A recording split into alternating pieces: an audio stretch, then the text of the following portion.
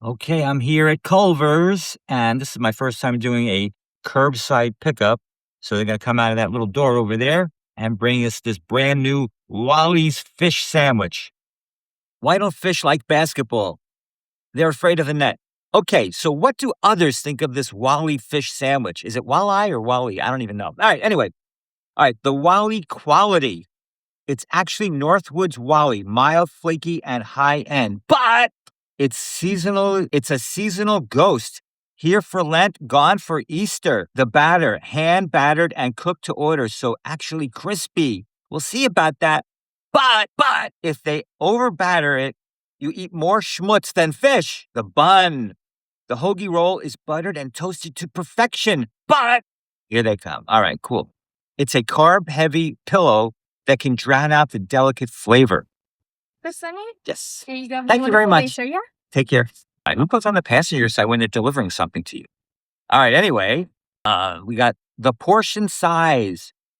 The filet usually sticks out of both sides of the bun, but the price tag is steakhouse level for a drive-thru. True. The sauce, the family recipe tartar, is loaded with briny olives and capers. But if you hate olives, the sauce is your culinary arch nemesis. All right, let's find a spot and let's try this. I could tell already it smells delish like a knish. Welcome to Delicious. And there she is. It does smell very good. Okay, I did customize it a little bit. I ditched the lettuce. I ditched the shredded lettuce because why? I have found in all my professional experience of dining in my car that shredded lettuce is your worst enemy. It gets everywhere. So get rid of it. All right, instead, what we got is onions and pickles. I don't know if that belongs on this kind of sandwich, but we got them anyway. All right, the fish does look very good. They tucked in one end of it, so it's not sticking out. I prefer it to stick out. Stick out! Oh, it's very hot. There we go. Now it's got a little tail. Whee! All right, let's try it. It's a little on the oily side, but it's very crispy, very light, but oily. Ooh, it's so hot. It's burning my face off.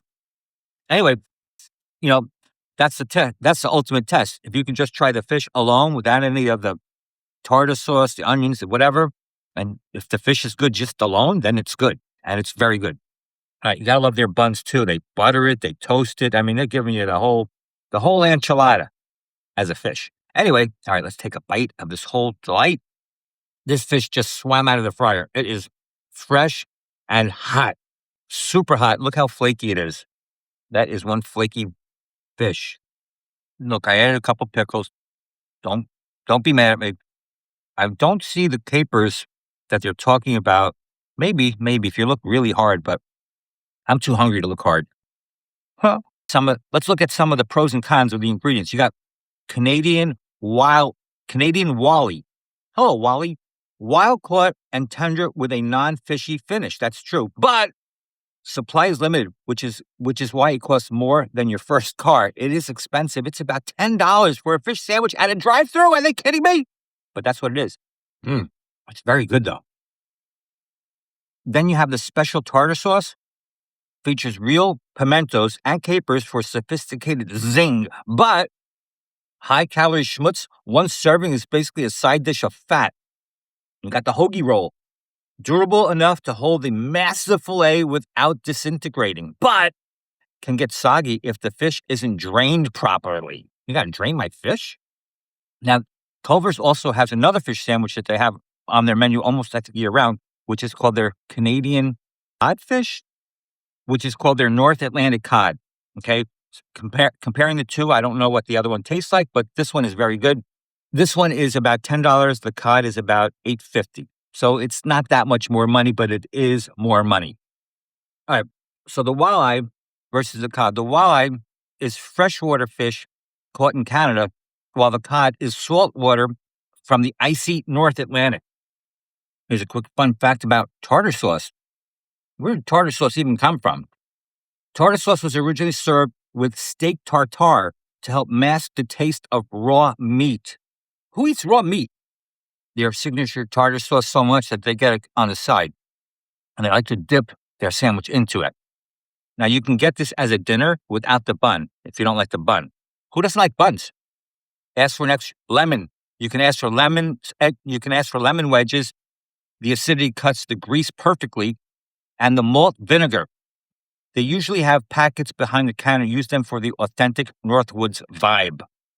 Okay, you hit the lottery. You got all the time and money in the world to look for the best non-chain Walleye fish sandwiches. Where do you go? Number 5, Chester's Kitchen in Rochester, Minnesota. Pan-fried perfection for the sophisticated fish fan. Canadian honker. Love honkers. Also in Rochester, Minnesota, famous for hand-clawed preparation style. Then there's Gunflint Tavern in Grand Marais, Minnesota.